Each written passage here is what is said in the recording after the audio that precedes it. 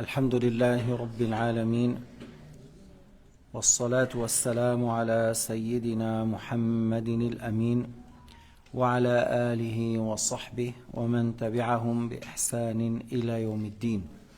اللهم اجعل نياتنا خالصة لوجهك الكريم. يقول شيخنا الشيخ عبد الله رحمه الله في كتابه أو في كتاب جامع الخيرات الذي هو جامع لدروس الشيخنا الدرس الخامس. On est au 5e leçon parmi les leçons de Cheikh Abdullah dans le livre جامع الخيرات. Alors يقول فالمؤمن هو المؤمن الذي الولي هو المؤمن الذي آمن بالله ورسوله وتعلم من علوم الدين ما هو فرض ضروري ولو بالتلقي الشفوي بحضور مجالس أهل العلم ولو من غير كتاب. Alors lorsqu'on parle, parce que vous connaissez très bien que les meilleurs des créatures c'est les prophètes. أفضل خلق الله الأنبياء. Les meilleurs des créatures c'est les prophètes. وأفضل الأنبياء سيدنا محمد. Le meilleur de tous les prophètes سيدنا محمد après Ibrahim al-Khalil, après Moussa, après Isa, après Nuh. Allah. بعد ذلك رؤساء الملائكة. Après ça, après les prophètes, les chefs des anges, Jibril, Mikaïl, ceux qui portent le trône, Radwan, l'ange, le superviseur de Jannah, Radwan, superviseur de Jahannam. Après, il y a les saints. Après, lorsqu'on parle des saints, l'awliya, man huwa al-wali, quand est-ce qu'on dit un saint en arabe waliyun? هو المؤمن الذي تلقى علم الدين وعمل بمقتضى هذا العلم فأدى الواجبات واجتنب المحرمات واجتهد في الطاعات حتى وصل إلى تلك الدرجة. Un saint, on peut l'atteindre. La prophétie, on ne peut pas l'atteindre par un effort. C'est Allah qui donne à qui il veut. Mais la prophétie est terminée par Sayyidina Muhammad. Il n'y a pas un prophète après Sayyidina Muhammad alayhi salatu wassalam. Sauf que Jésus descend pour tuer le faux messie. Alors ça, c'est une autre chose. Mais le dernier messager, c'est Sayyidina Muhammad. Tandis que la sainteté, c'est quelque chose qu'on peut l'avoir suite à un travail, suite à un effort. Tout d'abord, avoir la foi, avoir l'iman, croire en Dieu, à ses prophètes, au jour dernier, à la prédestination du bien et du mal, ainsi de suite. Et par la suite, accueillir et avoir la science de base, parce que tu veux obéir à Dieu. Sans science, comment tu peux obéir? Comment tu peux faire la prière, le jeûne, la zakat, le pèlerinage? Comment tu peux délaisser les péchés? Comment tu peux délaisser le haram? Il faut avoir une base et une connaissance pour connaître ce qui est haram. Si tu ne connais pas, tu risques de tomber dans le haram. Si la personne n'a pas appris c'est quoi le mal, il risque de le faire. Alors, il a la science de base, même s'il a eu par bouche-oreille. Ce n'est pas une condition qu'il va à l'université. Non, il a appris chez quelqu'un digne de confiance, il a appris la base et il a mis les obligations en pratique, il a délaissé le haram et il a fait une action de surrogatoire, que ce soit la prière dans la nuit, que ce soit le jeûne lundi, jeudi, ou qu'il loue Dieu en abondance, il loue Dieu. Ça, c'est un acte surrogatoire. Alors, par ça, il peut atteindre la sincérité. Mais pour vous dire deux choses importantes pour l'avoir, c'est être honnête et sincère. Si tu n'es pas sincère, parce qu'il y a beaucoup de gens, il dit aux gens, regardez-moi, observez-moi. Il cherche à se voir. Alors celui-là, c'est pas seulement il n'a pas de récompense, il a un grand péché. Et c'est très grave. Et celui qui fait un travail et il veut que les gens le voient, il fait pour plaire aux gens, il est dans un grand péché et il risque de mourir mécréant. Du fait que c'est un péché dangereux, ça durcit le cœur. Et lorsque le cœur devient dur, la personne peut tomber dans la mécréance avant la mort. Et l'orgueil. L'orgueil, c'est le fait de sorte. Lorsqu'on est riche et beau et célèbre, on dénigre les autres. C'est ce que vous connaissez. C'est une sorte d'orgueil. Le fait de mépriser les pauvres, les misérables. Et toi, tu es beau et riche et tu es un grand ministre ou quelque chose. Il y a une autre sorte d'orgueil, c'est le fait de rejeter la vérité. Le fait de rejeter la vérité. C'est-à-dire, je sais c'est la vérité, mais je ne veux pas la suivre. C'est de l'orgueil. Et encore, ce péché peut ramener la personne à la mécréance. Bon, maintenant, des fois, il y a des gens qui n'ont pas adhéré à la foi, à l'orgueil. Alors voilà, c'est-à-dire, lui, il n'a pas cru, et c'est l'orgueil qui l'a ont péché. Comme Pharaon au temps de Moïse, comme certains parmi les gens de livre au temps de Sayyidina Mohammed. Ils le connaissaient, c'est le prophète Mohammed comme ils connaissent leur fils. Comme toi tu connais ton fils de parmi des millions, c'est mon fils. Ils connaissaient le prophète Mohammed comme ils connaissent leur fils, mais ils ne l'ont pas suivi. C'est l'orgueil. Alors c'est très dangereux. Alors tu ne peux pas atteindre la sainteté si tu as l'orgueil ou tu as l'ostentation. Si tu as l'orgueil, tu n'arriveras pas à la sainteté, tu es dans un grand péché. Et si tu n'es pas sincère, tu fais pour plaire aux gens, tu n'arriveras pas à la sainteté, tu es dans un grand péché. Et pour ces deux choses, tu peux même tomber dans la mécréance. Et lorsque je dis tu peux tomber dans la mécréance, parce que la chose la plus grave sur cette terre, ce n'est pas le fait d'être tué, toi et ta famille et ta maison détruite. Ce n'est pas ça. Le fait de mourir mécréant.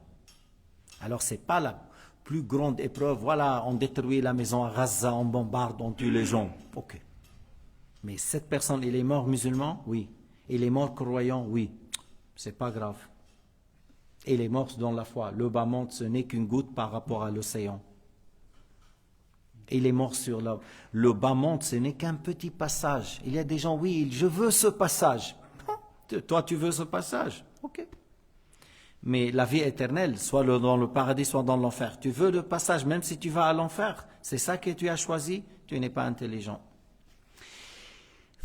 Pour être dans la sainteté, pour chercher, voilà, pour atteindre la sainteté, il faut que tu sois un bon croyant qui met en pratique les obligations, qui délaisse les grands péchés et les péchés en général, et tu redoubles l'effort dans les actes de bien. تؤدي الواجبات تجتنب المحرمات تتلقى علم الدين مع الجهل لن تصير وليا. Avec l'ignorance tu ne peux pas atteindre la sainteté. Il faut avoir la science.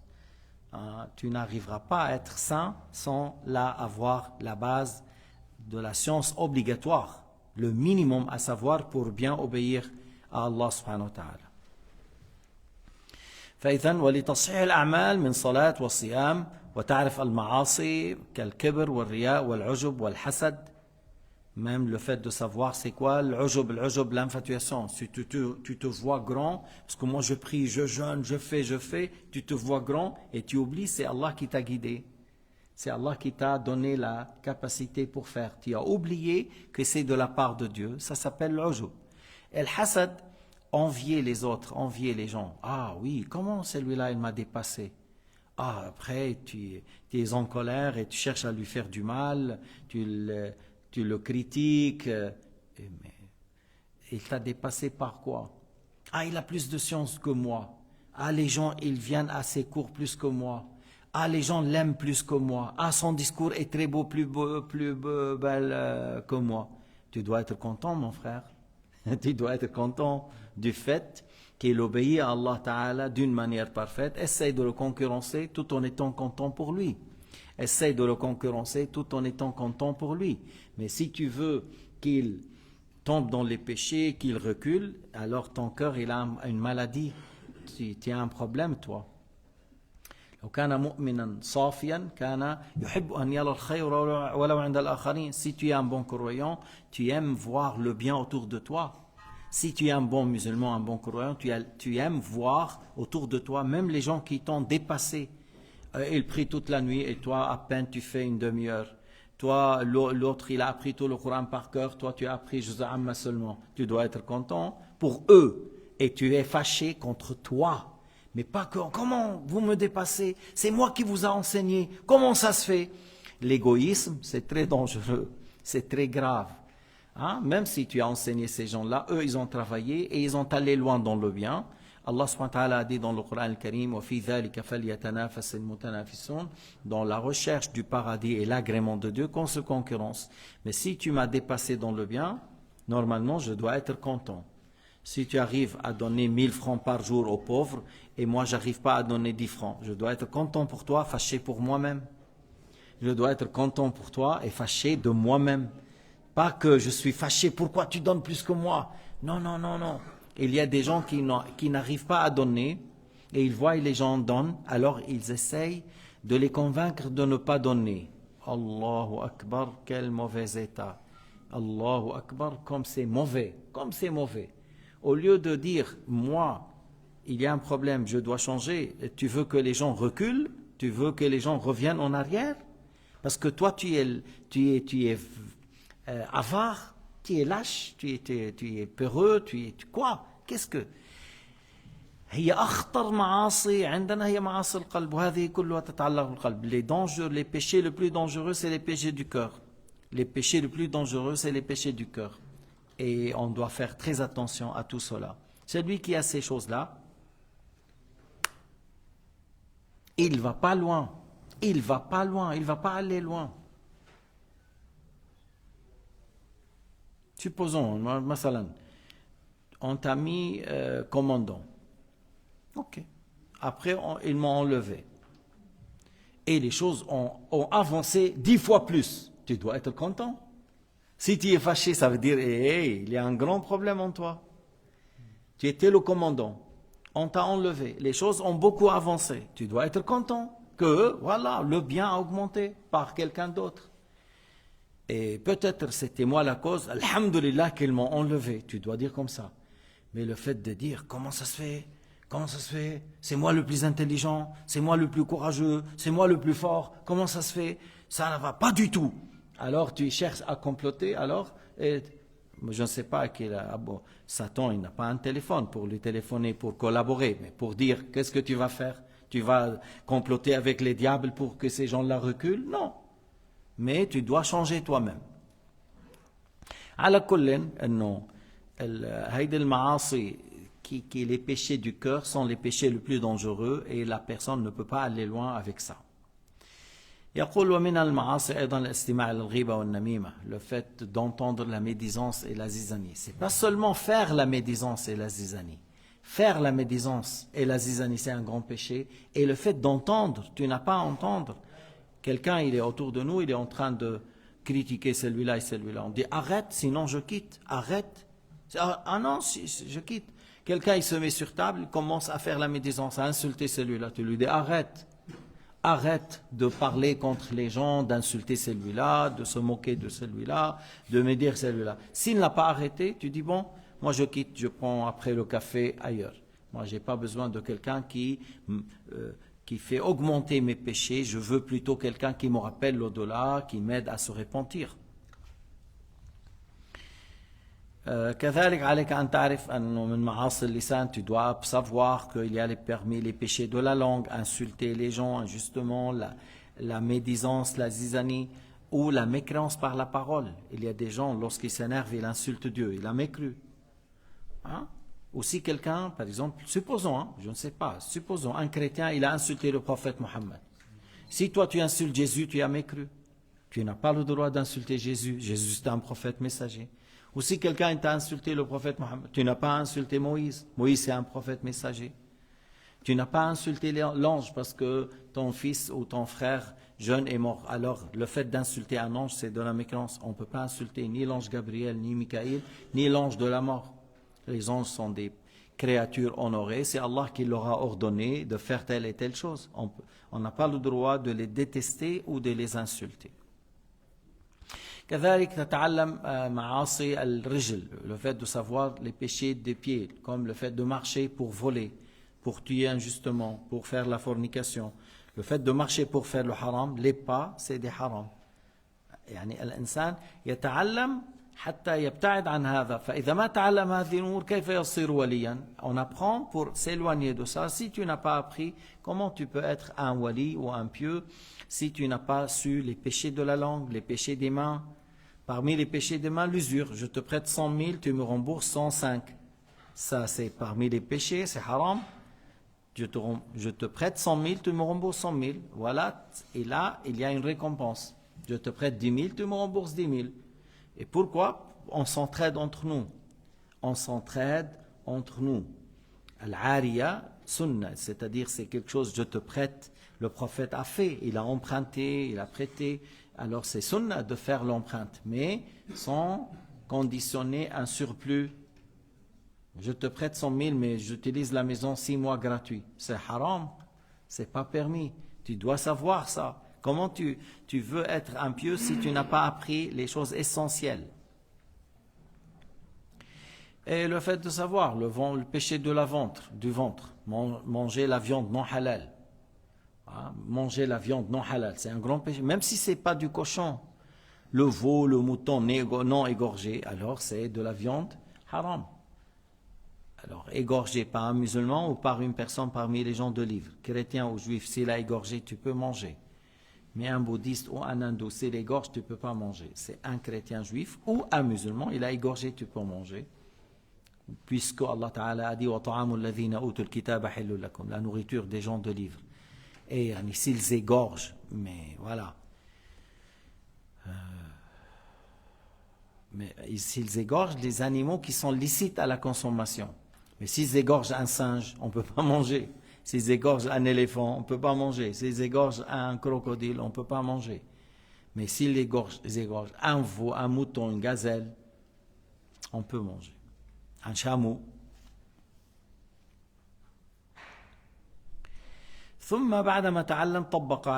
Après qu'il a appris la science de base, il a mis en pratique. Il a délaissé les péchés apparents et cachés. Cachés comme l'orgueil, l'insincérité, l'infatuation, l'envie.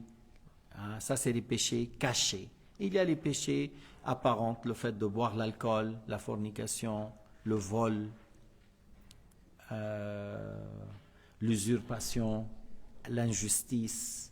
C'est des péchés apparents. Alors, il faut délaisser tout ça. Et il faut faire les obligations.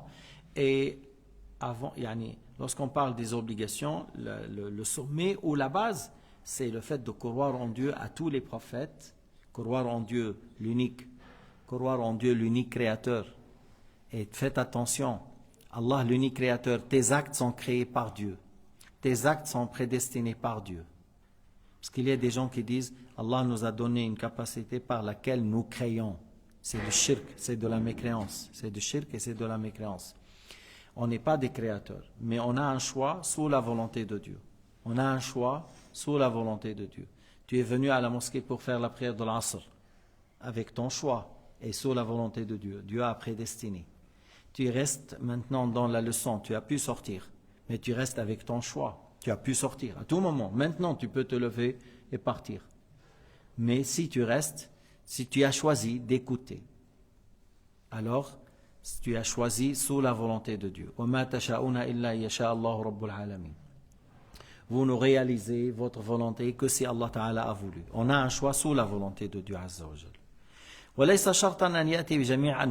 C'est pas une condition qu'il fait toutes les sortes de nawafil, prière dans la nuit, zikr, salat lundi, jeudi, jeûner le lundi et jeudi. Non, s'il fait as-salat dans la nuit, alors ça peut l'aider à être dans la piété et la sainteté. Ça peut jeûner, ça peut faire plus de zikr.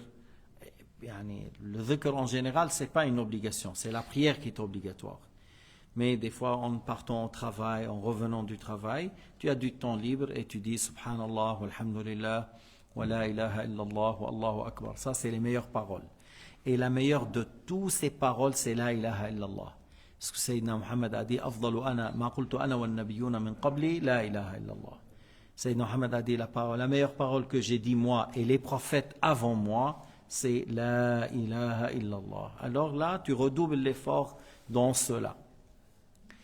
فالشأن الولي أن يكون مكثرا من الذكر مجتهدا في الصلاة بالليل. Alors le saint, tu le trouves quelqu'un qui fait un effort en faisant la prière dans la nuit et il évoque le nom de Dieu tout le temps. Je vous ai dit combien de fois que notre cher Abdullah, j'étais des fois avec lui dans la chambre et en dormant, des fois il se réveille en pleine nuit. Lorsqu'il se réveille, tout de suite tu l'entends en train de dire La ilaha illallah, la ilaha illallah, la ilaha illallah, puis après il dort. Mais si je vous pose la question à vous et à moi, lorsqu'on se lève dans la nuit, on fait quoi? La première chose, dit pourquoi je me suis réveillé? À quelle heure maintenant? Quelle heure? Pourquoi je me suis réveillé? J'ai pas pris beaucoup de café. Qu'est-ce qui se passe? Mais moi, le Cheikh Abdullah, à plusieurs reprises, lorsqu'il se réveille, tout de suite, j'entends La ilaha illallah, la ilaha illallah, la ilaha illallah, puis après il dort. C'est des gens, vraiment, leur cœur plein d'amour et de glorification pour Allah. C'est pour cela, dès qu'il a le temps, il loue Dieu. Dès qu'il a le temps, il loue Dieu Azza wa Jal. كان أبو هريرة أحد علماء الصحابة المكثرين من رواية الحديث له ورد كل يوم يسبح 12,000 تسبيحة. Abu Huraira, il faisait 12 000 fois Subhanallah. Il faisait 12 000 fois le tasbih. C'est ce qu'il faisait Abu Huraira, qui était un savant parmi les Sahaba. Il est connu par ça. وبعضهم يكثر من التسبيح وسبحان الله وبحمده والتهليل والاستغفار أو الاستغفار. كل هذا فيه خير عظيم. هذه شرط الولاية. C'est ça la condition pour arriver à la sainteté. والحمد لله رب العالمين وصلى الله على سيدنا